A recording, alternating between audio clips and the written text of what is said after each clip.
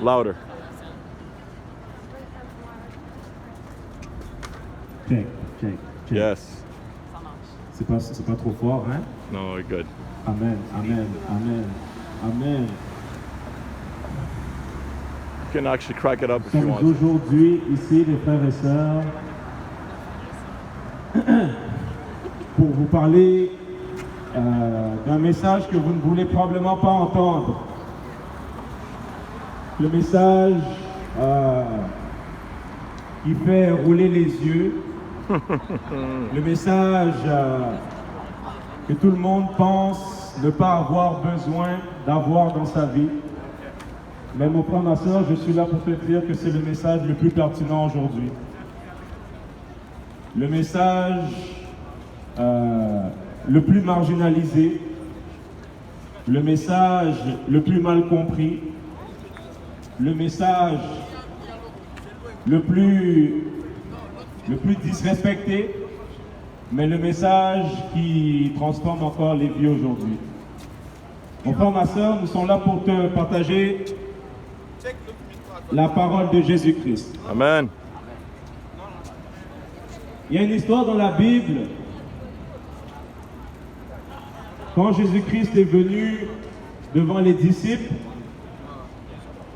il est venu pour leur dire une parabole. Et j'aimerais commencer avec cette parabole. Il leur a dit, il y avait deux jeunes hommes qui avaient un père. Le jeune homme a dit à son père, donne-moi tes richesses, donne-moi la part qui me vient pour que j'aille ce qui me revient. Le père a donné la part qui revenait à un de ses fils. Et la Bible dit que le fils prit la part qui lui revenait et s'en alla dans un pays éloigné. Il s'en alla dans un pays éloigné et il dilapida sa richesse en vivant dans la débauche. Mais il survint une famine dans ce pays. Et la famine était tellement intense que le fils qui avait dilapidé sa richesse ne pouvait même pas se rassasier des miettes qu'on donnait aux pourceaux. Puis la Bible dit que le fils, étant revenu à son bon sens, dit en lui-même, « Ah, il doit y avoir des richesses au pays de mon père, les gens doivent bien y vivre. » Donc le fils décida de retourner au pays de son père. Il dit en lui-même également, « Je retournerai au pays de mon père, et je retournai vers mon père parce que j'ai péché contre lui. J'ai vécu dans la débauche, j'ai vécu une vie qui ne valait pas la peine, mais je retournerai vers mon père. » La Bible dit que le fils retourna vers son père, et son père, lorsqu'il vit le fils, fut ému de compassion, le baisa sur le cou et dit, « Revêtez le fils d'une robe blanche et d'un anneau, mettez-lui des souliers, parce que mon fils qui était mort est revenu à la vie. » Mon frère, ma soeur, je suis là pour te dire que c'est l'histoire de chacun d'entre nous. Nous sommes tous morts, mais Jésus-Christ veut vous redonner la vie aujourd'hui. Amen. Mon frère, nous vivons dans un monde où nous avons une opinion trop imbue de nous-mêmes. Une fois, Jésus a fait une parabole en disant, il y avait deux hommes qui montaient au temple pour prier. L'un était un pharisien et l'autre était un publicain. Le pharisien venait au temple et disait en lui-même, « Seigneur, je te rends grâce de ce que je ne suis pas comme ces pécheurs. Je jeûne 2 fois par jour, je donne l'aumône, je donne la dîme, je respecte les commandements. » Mais le collecteur de taxes n'avait même pas la capacité de regarder Dieu dans les yeux et en se frappant le torse disait, « Seigneur, je ne suis pas digne de te regarder. Aie pitié de moi parce que je suis un pécheur. » Jésus leur a demandé, « Qui pensez-vous est parti justifié devant Dieu? » En vérité, je vous le dis, les prostituées et les collecteurs de taxes vous devanceront dans le royaume des cieux. Mon frère et sœurs, je suis là pour te dire, aujourd'hui, n'aie pas une opinion trop imbue de toi-même. Lorsqu'un jeune homme était venu devant Jésus-Christ, il lui a dit, bon maître, que dois-je faire pour avoir la vie éternelle? Jésus-Christ lui a dit, pourquoi m'appelles-tu bon? Il n'y a que Dieu qui est bon. La Bible dit dans le livre de Psaume qu'aucun homme n'est bon sur la terre, que tous sont péchés. Il n'y en a aucun de bon. Tous sont privés de la gloire de Dieu. Mon frère, ma soeur, je suis là pour te dire, Jésus-Christ veut te délivrer de l'immoralité sexuelle. Jésus-Christ veut te délivrer de la fornication. Jésus-Christ veut te délivrer de l'homosexualité. Amen. Jésus-Christ veut te délivrer de la masturbation. Voyez, quand vous êtes sous l'emprise du diable, vous êtes des esclaves du péché. J'étais un esclave de la masturbation, un esclave de la pornographie, un esclave du mensonge, un esclave de l'immoralité sexuelle, un esclave de l'orgueil. Mais Jésus-Christ a délivré et a brisé tous les liens de l'iniquité. Amen. La Bible dit que celui qui se livre au péché est un esclave du péché, mais que Jésus-Christ est paru pour détruire les œuvres du diable. Mon frère, ma soeur, je te pose une question. Peux-tu réellement dire que tu es libre aujourd'hui? Oh, nous sommes dans un pays libre, mais Jésus est clair. Toute personne qui se livre au péché est un esclave du péché. Amen. Mon frère, ma soeur, ne te mens pas à toi-même. Je suis là aujourd'hui pour te dire que si tu donnes ta vie à Jésus-Christ de Nazareth, tu peux arrêter de fumer du cannabis. Si tu donnes ta vie à Jésus-Christ de Nazareth, tu peux arrêter de te cacher pour regarder des vidéos bizarres. Si tu donnes ta vie à Jésus-Christ de Nazareth, tu n'as plus à mettre une façade de religion devant toi. Jésus-Christ était dur envers les religieux parce qu'ils n'ont jamais eu de transformation de cœur. Voyez, la société vous a menti. On vous a fait croire que Jésus-Christ est catholique, que Jésus-Christ est protestant, que Jésus-Christ est musulman, que toutes les routes mènent à Rome. La société vous a fait croire qu'il n'y a pas de vérité, chacun pour soi, chacun sa vérité. Mais Jésus-Christ a dit, je suis le chemin, la vérité et la vie. Amen. C'est un statement qui est contradictoire à tout ce que la société nous a appris. Je suis le chemin, la vérité et la vie. Jésus-Christ a dit, celui qui bâtira sa maison sur ce roc, cette maison ne s'effondrera pas. Voyez, il y a un seul rocher qui peut garder une fondation solide. Amen, bro. Mon frère, ma soeur, Keep ne going, soyez bro. pas déçus. Hallelujah. Ne soyez pas déçus par les mensonges de ce monde. La Bible dit que Satan est le prince de ce monde. Si tu es encore lié par les mensonges de ce monde, Jésus-Christ a une solution pour toi. Hallelujah. Il Amen. veut te délivrer des liens de l'iniquité. La Bible dit que celui qui est né de Dieu ne pêche point et que le malin ne le touche pas. Voyez, quand vous êtes en Jésus-Christ, l'hypocrisie n'a aucun pouvoir sur vous. Le mensonge n'a aucun pouvoir sur vous. L'immoralité n'a aucun pouvoir sur vous. Toutes ces choses sont passées. La Bible dit que toutes choses anciennes sont anciennes, mais que toutes choses sont nouvelles. Nous sommes des co-héritiers de Christ. Nous sommes déjà avec lui dans les lieux célestes. Hallelujah. Nous avons un héritage éternel. Le monde vous promet des richesses. Lorsque Jésus-Christ fut tenté par le diable, qu'est-ce que Satan lui a dit? Oh, jette-toi de cette montagne. Oh, si tu m'adores, je te donnerai tous ces royaumes. Mais Jésus-Christ lui a dit, tu n'adoreras que l'Éternel ton Dieu, lui seul. Voyez, le prince de ce monde, le roi de ce monde s'appelle le diable Satan. Il veut que vous l'adorez. Malheureusement, la plupart des gens lui rendent un culte en vivant selon les principes de ce monde. Mais Jésus-Christ est venu amener une mentalité totalement contradictoire à celle du monde. Bénissez vos ennemis. Priez pour vos ennemis plutôt. Aimez ceux qui vous font du mal. Bénissez vos ennemis. Pardonnez à vos ennemis. Si les gens vivaient selon ces préceptes, nous serions en train de vivre dans le paradis éternel. Mais malheureusement, trop de gens suivent les préceptes du diable. Trop de gens suivent les préceptes de Lucifer. Ah, mais moi, j'ai pas besoin de Dieu dans ma vie. Tout va bien, j'ai un bon travail, j'ai une femme, j'ai des enfants. Ça va bien, je vais à l'école. Mais si Dieu te retire le souffle de vie, qu'est-ce que tu vas faire? Si tu as une maladie demain, qu'est-ce que tu vas faire? Tu seras le premier à pleurer devant Dieu et à te demander qu'est-ce qui t'arrive. Tu seras le premier à chercher une solution à tes problèmes. tu seras le premier à chercher un refuge au coin de l'Éternel. Mais la Bible dit que le malheur n'atteint pas le juste et que lorsque le malheur atteint le juste, l'Éternel l'en délivre toujours. Mockers and scoffers. Lorsque vous êtes en Jésus-Christ, vous êtes délivré du monde des ténèbres. Vous n'avez plus un esprit de moquerie, mais vous avez un esprit d'humilité. La Bible dit qu'avant la chute, le cœur de l'homme s'élève, mais que l'humilité précède la gloire. Trop peu de personnes ont été enseignées sur qu'est-ce que c'est l'humilité. Qu'est-ce que c'est l'humilité? La Bible dit que tout cœur hautain est en abomination à l'Éternel et que certes, il ne restera pas impuni. Voyez, Jésus-Christ est venu amener un message d'humilité. Lui qui était Seigneur des Seigneurs, il s'est humilié, il s'est dépouillé de ses attributs éternels pour venir vivre sur la terre, pour venir être un servant sur la terre. Mais trop de personnes pensent qu'ils sont trop importantes. Ah, regardez mes titres, regardez mes grades, regardez, j'ai un doctorat en microbiologie. Regardez, moi, j'ai un master en psychologie. Oh, regardez-moi, j'aide les pauvres. Oh, regardez-moi, je donne de la nourriture à ceux qui en ont besoin. Mais la Bible dit que toutes les œuvres des hommes devant Dieu sont prouvides. Toutes les œuvres des hommes devant Dieu sont prouvides.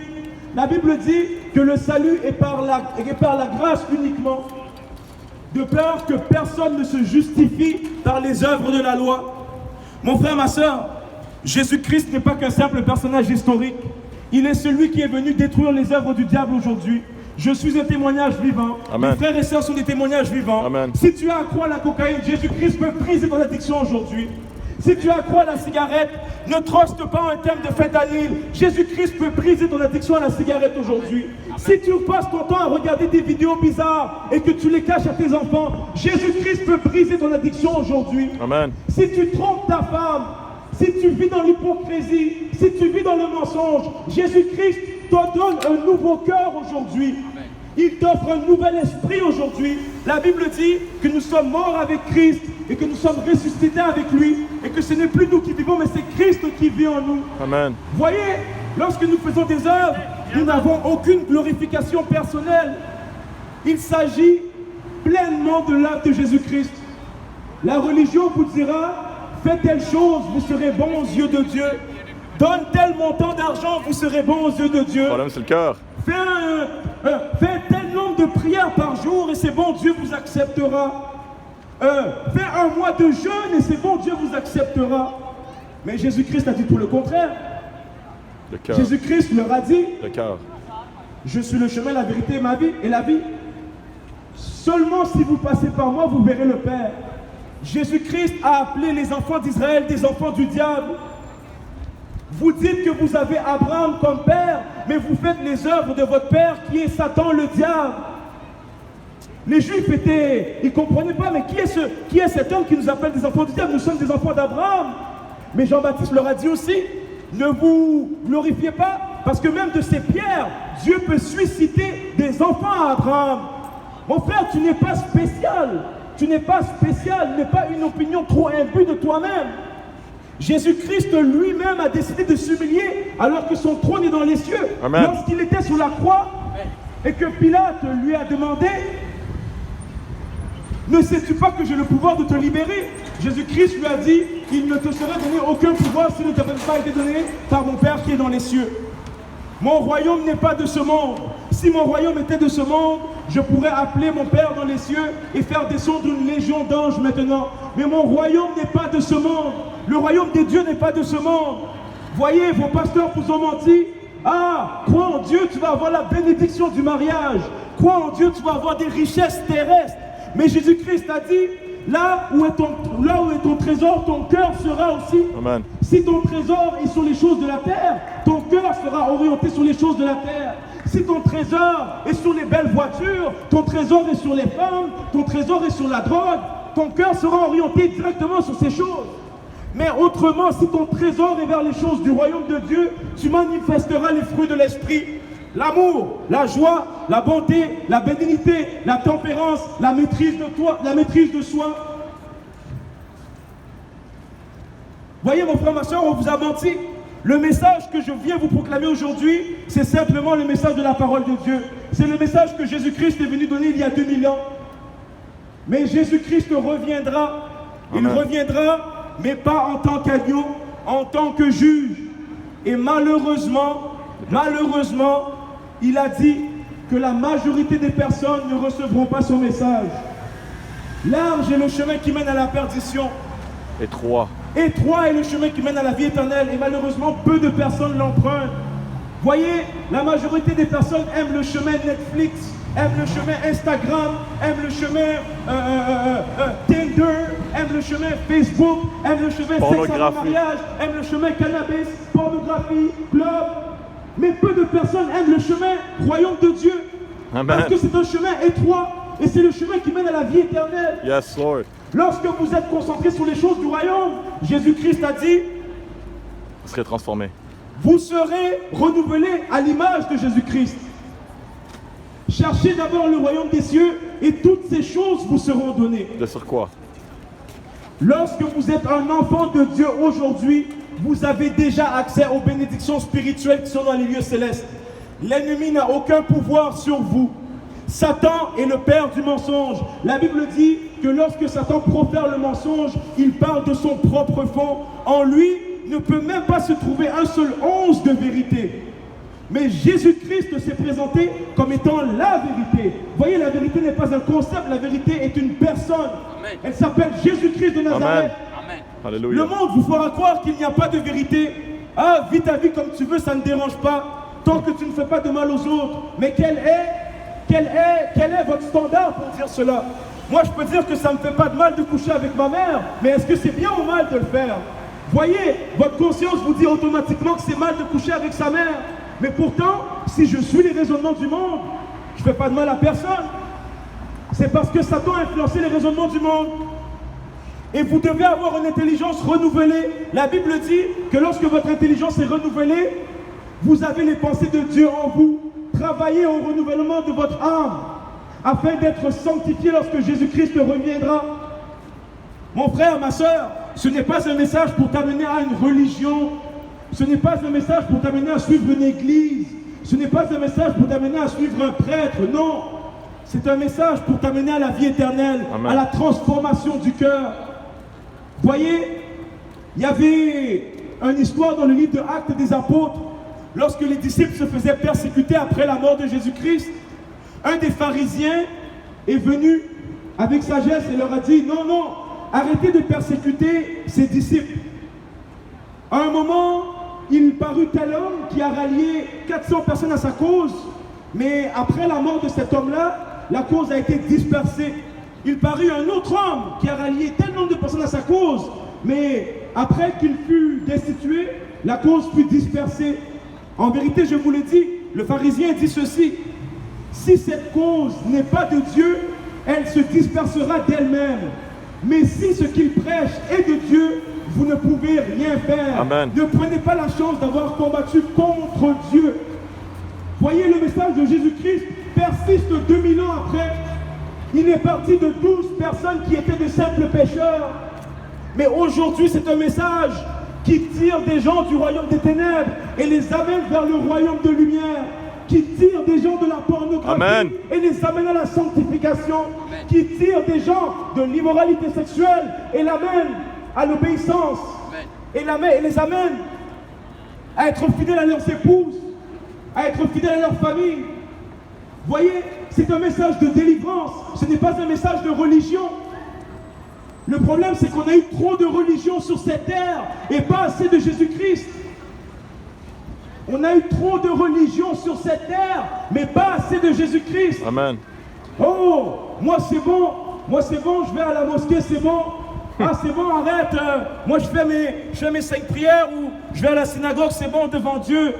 Mais ce n'est pas ce que Jésus-Christ a dit. Ce n'est pas du tout ce que Jésus-Christ a dit. Ah, mais je crois en Jésus aussi. Mais la Bible dit, croire n'est pas suffisant. Même les démons croient en Jésus-Christ. Mais obéissez-vous à sa parole. Lorsqu'on dit telle personne est mon Seigneur, mais ça sous-entend que j'obéis à la parole de la personne. Mais trop de personnes supposent que Jésus-Christ est leur sauveur, mais ils ne veulent pas supposer qu'il est leur Seigneur. Mais mon frère, ma soeur, vous perdez votre temps. Vous perdez votre temps. Vous êtes ni chaud ni froid, comme Apocalypse dit. Et Jésus-Christ a un avertissement très sérieux pour ces genres de personnes. Oh, je vais à l'église, mais samedi, je suis au Campfire Garden. Oh, je vais à l'église, mais je texte 7 femmes en même temps. La Bible dit, parce que vous êtes ni chaud ni froid, je vous vomirai hors de ma bouche. Amen. Amen. Je vous vomirai hors de ma bouche. Amen. Oh, c'est bon. Moi, je prends Jésus-Christ dimanche à l'église. Mais la Bible, j'ai pas le temps. Mais la Bible, non, c'est pas important. Non, mais mon deal de drogue, oui. Oh oui, mais mes jeux, c'est plus important. Mais Jésus-Christ vous dit, parce que vous êtes ni chaud ni froid, je vous vomirai hors de ma bouche. Êtes-vous des personnes tièdes? Vous seriez mieux de ne pas confesser le nom de Jésus-Christ plutôt que de confesser le nom de Jésus-Christ en étant un pied avec Jésus-Christ, un autre pied dans le monde. Mon frère, ma soeur, ne soyez pas déçus, Jésus-Christ est très sérieux. La Bible dit dans l'Apocalypse que de sa bouche sortait une épée et que Jean ne pouvait même pas le regarder parce que sa figure était comme le soleil. Jésus-Christ a dit, ne soyez pas déçus, je ne suis pas venu apporter la paix sur la terre, mais plutôt l'épée. Un père versus sa fille, une mère versus son fils, un beau-fils versus sa belle-mère, une belle-fille versus sa belle-mère. Pourquoi? Parce que la parole de Dieu divise. La Bible dit que la parole de Dieu est plus tranchante qu'une double épée pour venir séparer l'âme et l'esprit de l'homme en deux. La Bible est le seul livre que tu pourras lire, mais qui te lira au retour. Il te montrera à quel point tu n'es pas digne devant Dieu. C'est pourquoi j'ai commencé mon message en vous disant, trop de personnes ont une haute opinion d'elles-mêmes. Quel est le standard pour dire que nous sommes des bonnes personnes? Si je dis je suis un bon joueur de soccer, mais je me compare à Messi, est-ce que je suis vraiment un bon joueur de soccer? Si je dis je suis un bon joueur de soccer, mais je me compare à un U8, oui, peut-être je suis un bon joueur de soccer, mais quel est le standard? Quel est le standard pour dire qu'on est une bonne personne? Si je dis je suis un bon joueur de basket, mais je me compare à LeBron James, est-ce que je suis vraiment un bon joueur de basket? Mais si je dis je suis un bon joueur de basket comparé à ma fiancée, oui, je suis un bon joueur de basket. Donc qui tranche le standard? C'est la question pour vous. Qui tranche le standard? Posez-vous la question. Jésus-Christ a répondu à cette question. Il a répondu à cette question. Amen. Le standard est la parole de Dieu. Alléluia. Le standard est la Bible. Le standard est toute parole qui sort de la bouche de Jésus-Christ. Jésus-Christ a dit, au commencement était la parole était avec Dieu, la parole était Dieu. Toute chose fut faite en son nom. Jésus-Christ est le créateur des cieux et de la terre. Amen. À l'école, on vous a appris que Jésus-Christ n'est qu'un personnage historique, que Jésus-Christ n'est qu'un quelqu'un qui est venu pour nous apprendre comment bien vivre. Non, la réalité, c'est que la parole de Dieu dit Jésus-Christ est le créateur de toutes choses. Il est l'alpha et l'oméga, le premier et le dernier. Il est le lion de la tribu de Juda. Il est celui qui a été prophétisé par tous les prophètes. Il est celui que les Juifs attendent encore malheureusement aujourd'hui. Il est déjà venu, mes amis juifs, malheureusement. Allez lire Ésaïe 53. C'est pour nos meurtrissures qu'il fut guéri. Il a pris nos meurtrissures pour que nous soyons guéris plutôt. Mon frère, ma soeur, même David rendait témoignage de Jésus-Christ. Ouais. Tous les prophètes ont rendu témoignage de Jésus-Christ. Et la Bible dit que l'Esprit de Dieu rend témoignage que nous sommes des enfants de Dieu. Lorsque tu as le Saint-Esprit, Dieu habite littéralement en toi. C'est pourquoi tu as la capacité de te détourner de toutes les œuvres de l'iniquité. Tu n'as pas besoin d'un psychologue pour rétablir ta relation avec ta femme. Tu n'as pas besoin de timbre de fentanyl pour arrêter de fumer. Tu n'as pas besoin d'une thérapie pour arrêter tes addictions. Une pilule, une autre pilule. Non, Jésus-Christ peut te guérir de toute forme d'addiction. Toute forme d'addiction. Amen. La Bible dit que le nom de Jésus-Christ est au-dessous de tous les noms. Et tout genou fléchira. Ça inclut le nom de la pornographie, ça inclut le nom de la masturbation, ça inclut le nom du mensonge, ça inclut le nom de l'idolâtrie, ça inclut le nom de l'impudicité, ça inclut le nom de la cigarette, La médisance. ça inclut le nom de la médisance, des critiques, des calomnies, ça inclut toutes ces choses. Nous ne sommes pas des victimes. Non, nous ne sommes pas des victimes. La Bible dit que nous sommes des enfants de Dieu. Vous avez été rachetés à un grand prix. Il a payé Vous son avez été sang. racheté un grand prix. Il a payé La Bible dit que Jésus-Christ fut une victime expiatoire et propriatoire. Jésus-Christ est venu pour ôter le péché.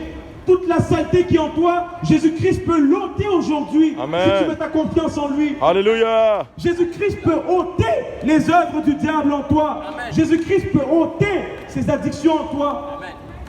Il est une victime expiatoire. Expiatoire. Il expie les œuvres de l'iniquité. La Bible dit que lorsque Jésus était à la croix, il y eut une guerre dans les cieux. Le dragon et l'agneau combattirent, mais le dragon ne fut pas trompé, trouvé vainqueur. Ne soyez pas déçus, le diable vous a menti. Merci ma soeur, sois bénie. Le diable vous a menti, il n'a pas la victoire sur Jésus-Christ. Il sait que son temps est bientôt venu. Lorsque Jésus a commencé à prêcher à la synagogue, un démon s'est manifesté en disant: Oh Seigneur, Seigneur, tu es venu nous tourmenter avant la fin, tu es venu nous tourmenter. Même les démons ont reconnu Jésus. Jésus-Christ a l'autorité sur toutes les puissances du mal, toutes les puissances qui te fatiguent, qui te trompent, toutes les puissances qui te tourmentent, Venez à moi. toutes les pensées bizarres qui te tourmentent, Venez à moi. toutes les pensées que tu n'arrives pas à chasser qui te tourmentent. Venez à Ces moi. pensées sont rendues captives à l'obéissance de Christ Jésus. Venez Lorsque à moi. vous êtes des enfants de Dieu, Venez à moi. vous avez le pouvoir de rendre toutes vos pensées directement en lien avec la parole de Dieu. Mon frère, ma soeur, la parole de Dieu n'est pas un jeu. La parole de Dieu n'est pas un jeu, mon frère, ma soeur. Non, Jésus-Christ n'est pas un grand-père. Dieu n'est pas un grand-père. Dieu est simplement patient avec le monde. La Bible dit que l'Éternel est miséricordieux, riche en bonté, lent à la colère. Trop de personnes ont une fausse conception de l'amour. Ah, l'amour, c'est flatter mon chien. Ah, l'amour, c'est donner des bisous à ma blonde. Ah, l'amour, c'est ressentir un sentiment pour cette personne que j'ai rencontrée. Mais la Bible dit que l'amour est décrit dans 1 Corinthiens 13, versets 4 à 7. L'amour est patient, l'amour est riche en bonté, plein de bonté. L'amour ne soupçonne pas le mal. L'amour ne se réjouit pas de l'injustice. L'amour pardonne tout, l'amour supporte tout.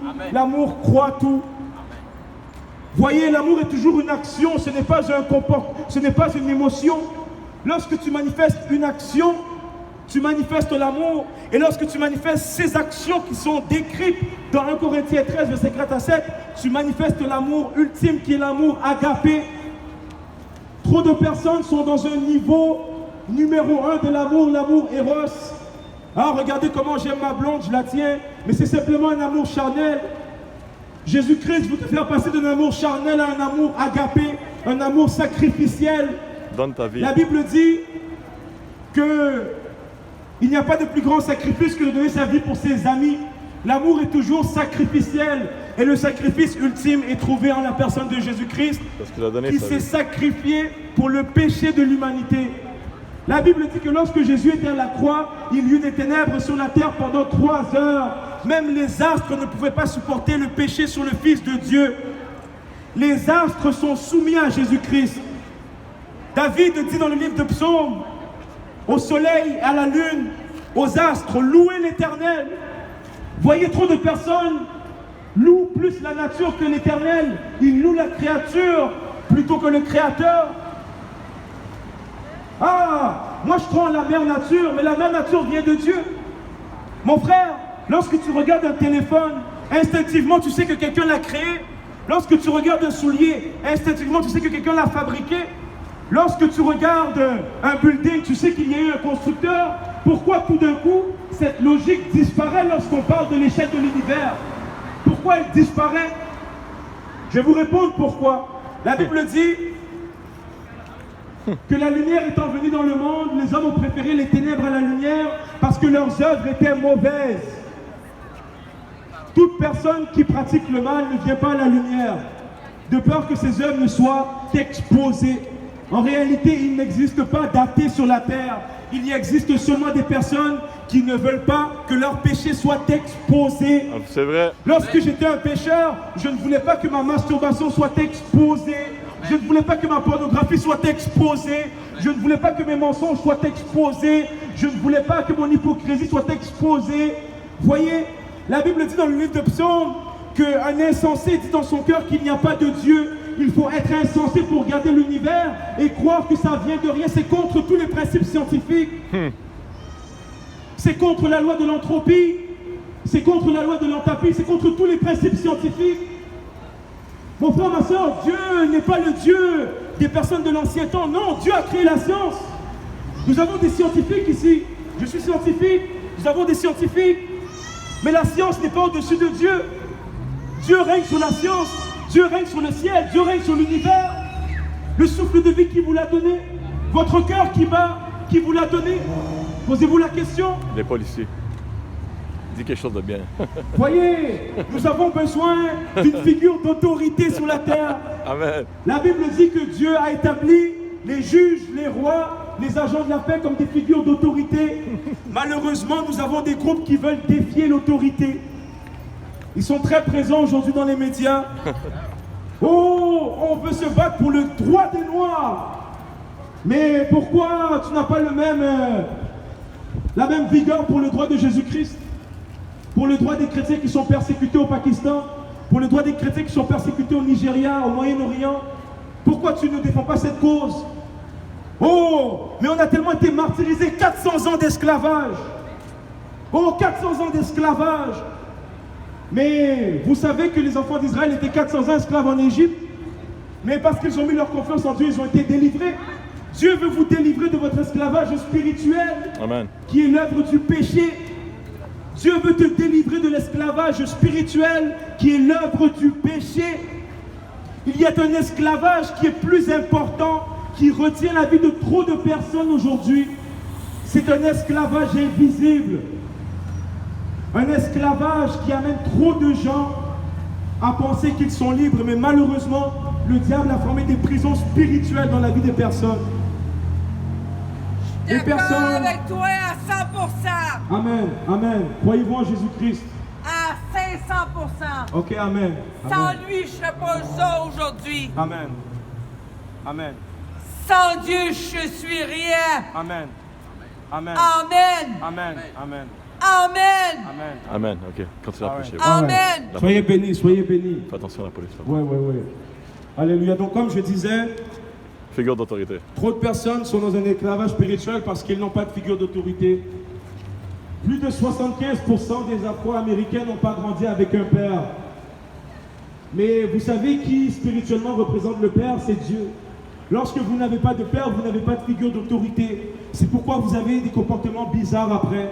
C'est pourquoi vous adoptez des comportements rebelles après.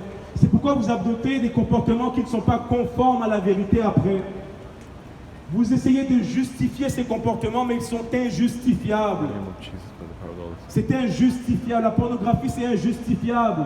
Le trafic sexuel des enfants, c'est injustifiable. Lorsque tu cliques sur ce site, tu contribues au trafic sexuel des enfants. Lorsque tu cliques sur ces sites, tu contribues à la prostitution.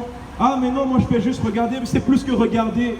C'est plus que regarder. Savez-vous que lorsque vous regardez une image pornographique, votre cerveau dégage la même quantité de dopamine, même plus de dopamine que lorsque vous prenez de la drogue. Ah, mais c'est rien, c'est juste des images. Non, c'est un esclavage. C'est un esclavage. Jésus-Christ est clair, il a dit, quiconque se livre au péché est esclave au péché. Vous ne pouvez pas avoir 2 maîtres. L'homme aura soit un maître, soit il l'aimera et il haïra l'autre, soit il aimera l'autre et il aimera l'autre. Vous ne pouvez pas servir Dieu et Mammon. Vous ne pouvez pas servir Jésus-Christ et Satan en même temps. Vous ne pouvez pas servir le royaume de Dieu et le royaume du diable. Non, ça dépend. Non, ça dépend pas. Ça dépend pas. Ça dépend pas. Oui, viens, mon frère. Non, Viens. bro, non. Viens. Non, bro. Ça dépend. Non, ça dépend pas, man. Non, bro, don't. Écoute, toi là. t'es Bro, the pas cops dans are there. la Just cut it off. Just tell them. Aviser quoi, ce qu'il y a. No, they're actually doing a ticket for you right now. Ça dépend. Voyons. Gloire à donc. Jésus-Christ, gloire à Jésus-Christ. Mon frère, ma soeur, nous ne sommes pas ici pour un message de condamnation, non. Trop de religieux sont venus prêcher un message de condamnation. Nous sommes venus prêcher un message d'espoir. Un message qui veut amener l'homme à connaître sa vraie identité. On a trop menti à l'homme en lui faisant croire qu'il n'était que de simples cellules. C'est pourquoi nous avons des personnes qui peuvent justifier des choses comme l'avortement. Ah, ce sont juste des cellules. Ah, c'est juste un amas de cellules. Mais la Bible dit que Dieu, même lorsque nous étions